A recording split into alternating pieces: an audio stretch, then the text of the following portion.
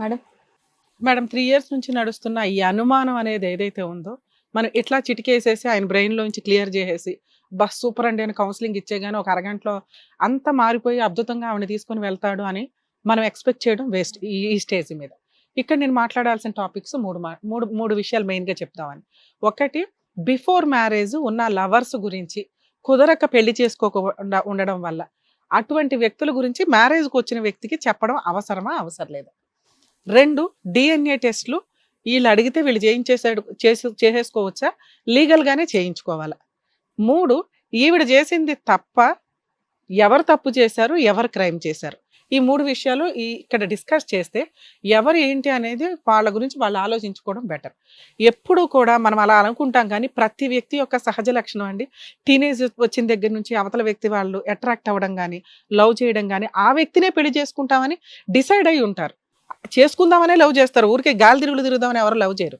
కానీ సిట్యుయేషన్స్ వల్ల, కుటుంబ పరిస్థితుల వల్ల, ఫైనాన్షియల్ ఇష్యూస్ వల్ల, లేదా వాళ్ళ ప్రవర్తన వల్ల కొన్ని రోజులు అట్లా జర్నీ చేసిన తర్వాత ఆ వ్యక్తి నచ్చకపోవడం, డ్రాప్ అయిపోవడం, పెద్దవాళ్ళు ఒప్పుకోకపోవడం ఉంటుంది. ఇలా ఒక లవర్ ఉన్నాడండి అని అది ఆయనైనా, ఈవిడైనా పార్ట్నర్‌కి కొత్తగా ఎంటర్ అయిన వాళ్ళకి చెప్తే ఖచ్చితంగా లైఫ్ మొత్తం ఆ హెరాస్మెంట్ కంటిన్యూ అవుతూనే ఉంటది. 100% ఎవరు చెప్పరు. ఎవరైనా ఉత్తములు చెప్పుకున్నా కూడా అవతల వ్యక్తి కన్సిడర్ చేసే దాని మీదే ఉంటుంది గానీ 90% అలా చెప్పకపోవడం క్రైమ్ కాదు, తప్పు కాదు. ఎందుకంటే ఒక మనిషి వాళ్ళు ఎన్ని తప్పులన్నా చేసేనివ్వండి. ఒక పార్ట్నర్ తప్పు చేశారు అంటే యాక్సెప్ట్ చేయడానికి రెడీగా ఉండరు. దట్టు లవరు అంటే ఈ రోజున లవర్ అంటే అట చూసుకుంటూ ఉండే వ్యవహారం కదా! లవర్ అంటే అన్నీ అయిపోయినాయి అనే ఒక సీన్‌లో ఉన్నప్పుడు అవతల జెంట్ అనే పార్ట్నర్ భర్తగా వచ్చిన వ్యక్తి అంత ఆదర్శంగా కంటిన్యూ అవుతాడంటే మేబీ ఆ సిట్యుయేషన్‌కి పెళ్లి చేసుకుంటాడేమో గానీ ఏదన్నా గొడవ జరిగింది అంటే ఖచ్చితంగా నువ్వు ఆల్రెడీ పలానా వాడితో ఇట్లా తిరిగావు. నువ్వొచ్చి నాకు చెప్తావా? అంటే ఇలాంటి పనులు చేసేటప్పుడు అదొక ఆయుధంగా వాడి ఆ అమ్మాయి క్యారెక్టర్ అసాసినేషన్ చేయడానికి ఎక్కువ అవకాశాలున్నాయి. బిఫోర్ మ్యారేజ్ ఎలా ఉన్నారనేది మనం డిసైడ్ చేయలేం చెప్పకపోయినా. ఆఫ్టర్ మ్యారేజ్ ఎలా ఉన్నారనేది ఇంపార్టెంట్. సో, ఇక్కడ ఫస్ట్ తప్పులో ఆ అమ్మాయి ఎక్స్‌క్యూజ్ చేయొచ్చు. ఎందుకంటే సొసైటీలో జరుగుతున్న సహజ మిస్టేక్స్ ఆ అమ్మాయిదొకటి. పేరెంట్స్ యాక్సెప్ట్ చేయలేదు. ఓ మంచి కుటుంబం అనుకుని ఆ అబ్బాయిని తీసుకొచ్చి ఏదో పెళ్లి చేశారు. అది షార్ట్ టైమ్‌లోనే అయిపోయింది. అంత షార్ట్ టైమ్‌లో అవతల వ్యక్తిని మర్చిపోతది అంటే మేబీ మర్చిపోవాలి. కానీ అనకూడని సందర్భంలో అనింది. ఆ పేరు ఉచ్చరించడం గాని, మాట్లాడడం గాని. అది మీకిప్పుడు అర్థమైపోతుంది. ఇందాక నేను ఆ టాపిక్ ఎందుకు చెప్పాను అని. ఒక భర్త అనే క్యారెక్టరు అంత ఉత్తమంగా యాక్సెప్ట్ చెయ్యరు. భార్యకి లవర్స్ ఉన్నారు అని. జస్ట్ ఒక మాట, ఒక అనకూడని పరిస్థితిలో అనింది కాబట్టి, అది పట్టుకొని 3 ఇయర్స్ నుంచి ఆయన ఇట్లా ఈ అమ్మాయికి ఒక లవర్ ఉన్నాడు. కాబట్టి ఈ పుట్టిన పిల్ల నాకు పుట్టలా. 3 డేస్‌కి నేను కలవగానే ప్రెగ్నెన్సీ వచ్చేసి ఉంటుందా? ఇదేదో తేడా వ్యవహారం. ఈ వంక పెట్టుకొని ఈ అమ్మాయిని వదిలేయడానికి నాకున్న అవకాశం. అంటే అతను యాక్సెప్ట్ చేయలేకపోతున్నాడు. ఆ ఒక్క మాటనే యాక్సెప్ట్ చేయలేక ఆవిడ తప్పు చేసిందా? నిజమా? కాదా? ఆ డీఎన్ఏ టెస్ట్ ఏంటి? లేకపోతే పంచాయతీలేంటి? లేదా కోర్టుల చుట్టూ తిరగడం ఏంటని ఆయన డిసైడ్ చేసుకోవడం మానేసి, ఈవిడని ఉంచుకోవాలా? వదిలేయాలా? అని డిసైడ్ చేయకుండా ఒక లేడీ ఈ తప్పు చేసింది కాబట్టి, నేను పెద్దగా ఇంకెవరితోనన్నా తెచ్చుకొని పెట్టుకుంటే, నన్ను అడగడానికి ఈ అమ్మాయికి వాయిస్ ఉండదు. ఆవిడ చేసింది బిఫోర్ మ్యారేజ్ చేసిన మిస్టేక్‌ని ఆయన 1 ½ మంత్‌లో కొలీగ్ క్యారెక్టర్‌లో ఉన్న ఒక ఆవిడని తీసుకొచ్చి, ఈ రోజున ఇక్కడ కూర్చోబెట్టి, "సార్ ఎటు కూర్చుంటారండి?" అంటే వెళ్లి ఆవిడ వైపు కూర్చున్నాడు. అక్కడ అర్హతే లేదు. మరి వాళ్ళిద్దరూ చెప్తున్న స్టోరీలు చాలా డిఫరెంట్‌గున్నాయి. అంటే మనం ఇక్కడ పెద్ద కౌన్సెలింగ్ ఇచ్చి ఆయన్ని ఇక్కడ మనం కలిపి పంపించినా, అదేదో షో కోసం పంపించినట్టే ఉంటది తప్ప, రియాలిటీ ఏంటి అంటే, ఆ వ్యక్తి యొక్క మాటలు, మాట్లాడిన విధానం వెంటనే మారిపోయేంత అయితే అనిపించట్ల. ఎందుకంటే డే 3న విన్న డైలాగ్‌ని 3 ఇయర్స్ కంటిన్యూ చేస్తూ, ఆ అమ్మాయికి పెద్ద పనిష్మెంట్ ఇవ్వాలి అని ఒక స్త్రీతో 3 ఇయర్స్ నుంచి లివింగ్‌లో ఉన్న వ్యక్తి. తాళి కూడా కట్టేసి ఉండొచ్చు గానీ, మనకిక్కడ లీగాలిటీ నుంచి తప్పించుకోవడానికి ఆయన మాట్లాడుతున్న వ్యవహారం. సో, అసలు ఆయన ఈ అమ్మాయిని వదిలించుకోవాలంటే ఒక్క డైలాగ్ చాలు. నువ్వు థర్డ్ రోజు ఫస్ట్ నైట్‌లు జరుగుతున్న మూడో రోజే నువ్వు ఆ సందర్భంలో ఒక వ్యక్తిని మాట్లాడావు. సో, నీకు ప్రెగ్నెన్సీ వచ్చింది. ప్రెగ్నెన్సీ కన్ఫర్మ్ అయిన దగ్గర నుంచి ఆయన పెద్ద మనుషులు పంచాయతీలు పెట్టొచ్చు. ఈ అమ్మాయి ఆల్రెడీ అత్తగారికి చెప్తుంది, అమ్మా, నాన్నకి చెప్తుంది, ఈయన దగ్గరికి రావట్లేదని, పిల్ల పుట్టేసింది. అప్పుడు కూడా మాట్లాడలా ఏమి. డీఎన్ఏ టెస్ట్ అని ఆ పాప పుట్టిన దగ్గర నుంచి మాట్లాడుతున్నాడు. దానికంటే వదిలేయడం బెటర్. ఆయన అన్ని సార్లు అడిగి హెరాస్ చేయడం కంటే అది చాలా పెద్ద హెరాస్మెంట్. ఎవరికి పుట్టారనేది ఆ అమ్మాయికి తెలుసు. ఈయనకి తెలుసు. కానీ అప్పటికే ఈవిడ్ని కంటిన్యూ చేస్తున్నాడు. ఇలా కంటిన్యూ చేసిన వ్యక్తిని సపోర్ట్ చేసుకోవాలి అంటే ఆయనకున్న అవకాశం ఈ డిఎన్ఏ టెస్ట్ ఆవిడ ఎట్లాగో చేయించుకొని ఉంటది. భూప్రపంచంలో ఎవ్వరూ కూడా మీరు డిఎన్ఏ టెస్ట్‌లని అడగగానే డిఎన్ఏ టెస్ట్‌కి యాక్సెప్ట్ చెయ్యరు. డిఎన్ఏ టెస్ట్ గురించి సెకండ్ పాయింట్ మాట్లాడుతున్నా. డిఎన్ఏ టెస్ట్ చేయించే రైట్స్ ఏ పార్ట్నర్‌కి లేదు. ప్రైవేట్‌గా ఎవరన్నా డిఎన్ఏ టెస్టులు చేయించుకొని సీక్రెట్‌గా బ్లడ్ తీసుకొని ఎళ్ళిపోయి డిఎన్ఏ టెస్టులు చేయిద్దామంటే అది చాలా పెద్ద క్రైమ్. అందులోనూ తల్లికి ఇష్టం లేకుండా చేయించడం కుదరదు.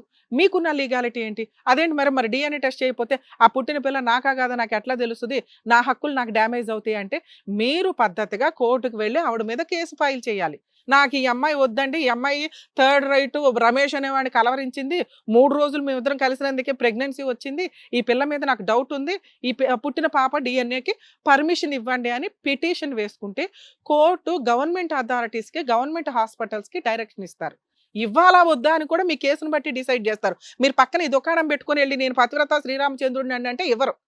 మీరు కరెక్ట్‌గా ఉండి అడిగితే అరె! బొ బొ బొ అబ్బాయి లైఫ్ ఎందుకు స్పాయిల్ చేయడం అని అప్పుడు ఇస్తారేమో. అది రేర్ ఆఫ్ రేర్ కేసుల్లో. ఏ కేసులోనూ డీఎన్ఏ టెస్ట్‌లు ఉండవు.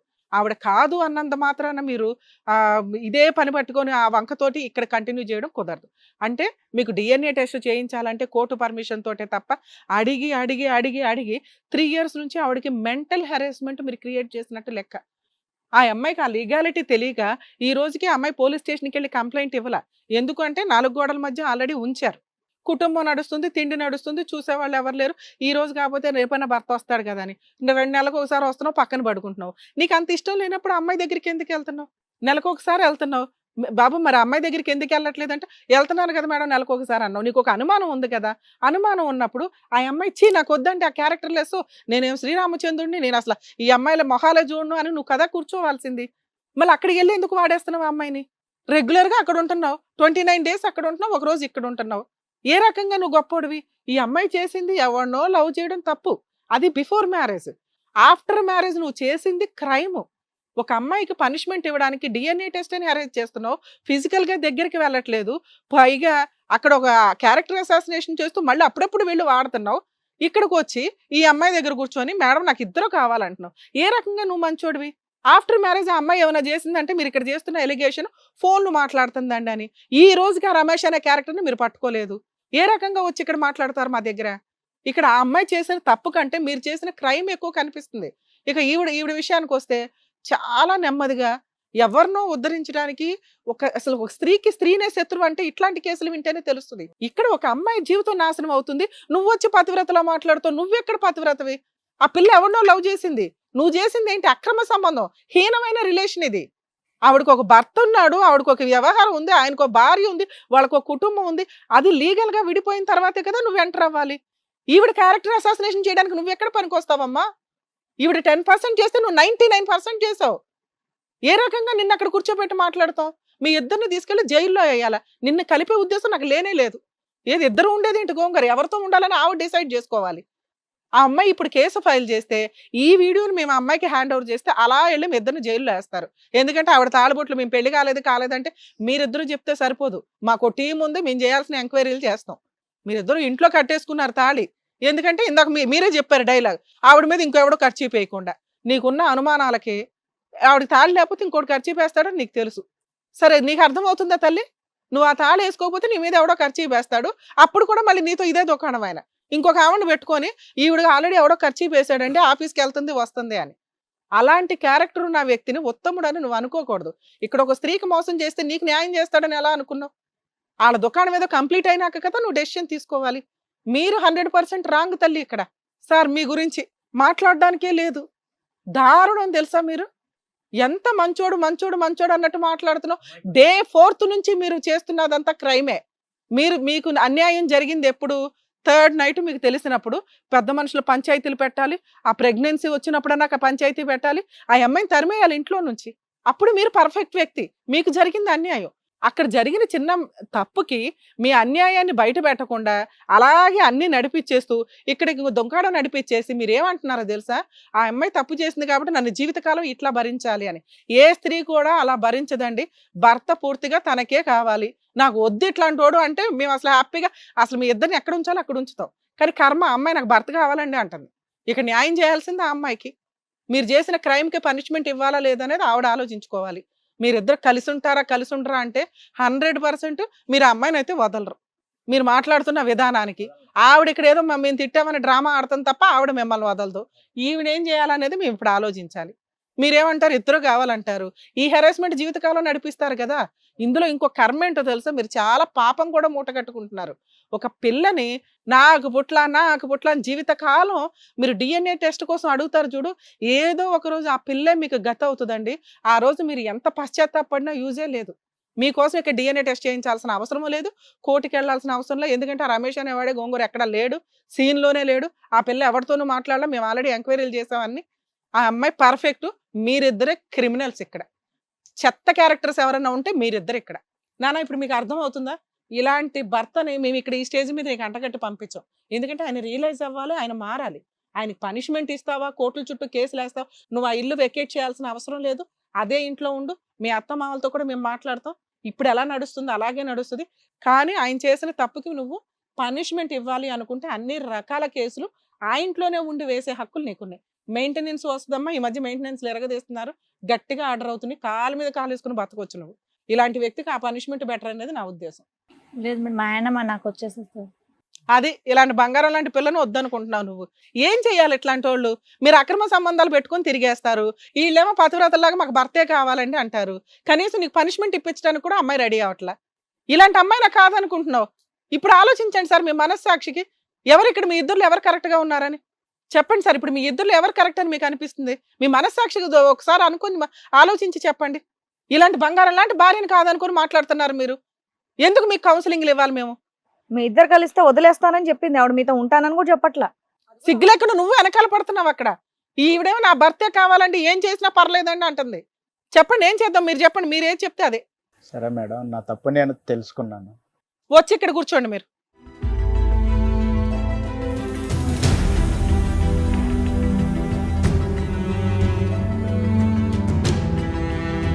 అమ్మ మా పర్సనల్ రిక్వెస్ట్, ఈయనకి మళ్ళీ మేము కౌన్సిలింగ్ ఇస్తాం. ఈ క్షణానికి మేమేమి నమ్మట్లా. కానీ కనీసం ఒక 10% రియలైజ్ అయ్యాడు. మీరు ఆయన మీ దగ్గరికి వస్తుంటే దయచేసి రానివ్వకండి. మీకు ఏదైనా ఫైనాన్షియల్ సెటిల్మెంట్ చేయాల్సి వస్తే మేము ఆల్రెడీ మాట్లాడి చేస్తాం. మీరు బయలుదేరండి అమ్మా.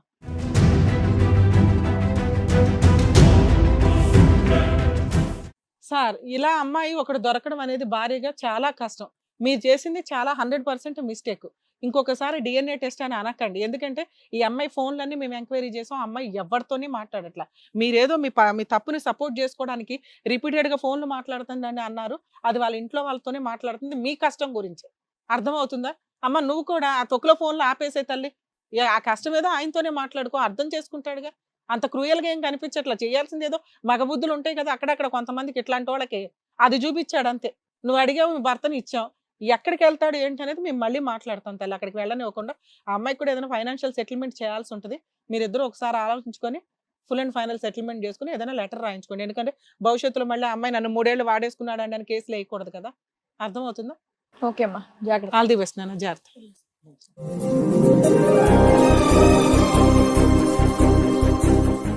నా భర్త నాకు కావాలి అని న్యాయం కోసం వచ్చినటువంటి వెన్నెలకి మీరు చక్కగా చెప్పి పంపించారు. Thank you so much doctor గారు. Thank you so much advocate madam. So మరో కథతో మళ్ళీ కలుద్దాం. ఈ కార్యక్రమాన్ని ఇంతగా అభిమానిస్తున్న ప్రతి ఒక్కరికి కూడా శిరస్సు ఉంచి నమస్కరిస్తున్నాము. ఈ సందర్భంగా మీ అందరితో నేను ఒక విషయాన్ని పంచుకోవాలి అనుకుంటున్నాను. మేము చేసేటటువంటి ఇది కథ కాదు జీవితం కార్యక్రమం ద్వారా ఎంతో మందికి ప్రత్యక్షంగాను పరోక్షంగాను సహాయం అందుతుందని భావిస్తున్నాం. ఎక్కడ ఉండి ఇక్కడికి రాలేని ఎంతో మందికి అడ్వకేట్ రమ్య మేడం గారు, సైకియాట్రిస్ట్ డాక్టర్ కళ్యాణ్ చక్రవర్తి గారు ఇచ్చేటటువంటి సూచనల ద్వారా వాళ్ళ జీవితాల్లో ఎలాంటి మార్పులు తెచ్చుకుంటే ఆనందంగా ఉంటారో అలాంటి మార్పులు తెచ్చుకుంటున్నారు. మా ఆశయం ఒకటే, అందరూ బాగుండాలి, అందులో మేము ఉండాలి.